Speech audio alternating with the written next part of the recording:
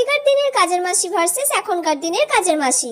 আগেকার দিনের বৌদি, আমার সারা ঘর ঝাড় দেওয়া হয়ে গেছে, ওই ঘরটা দিয়ে দিয়েছি আর সব নতুন ঘরগুলোও ঝাড় দিয়ে দিয়েছি। ঠিক আছে, তুই রান্নাঘর থেকে খাবার নিয়ে নে। আচ্ছা ঠিক আছে, আমি রান্নাঘর থেকে খাবার নিয়ে নিচ্ছি। বৌদি, এ মাসে আর 100 টাকা একটু বেশি দেবে, কারণ ছেলে মেয়েগুলোর পুজোর জামা কিনতে হবে তো, একটু চাপ পড়েছে। বাবা, 100 টাকা?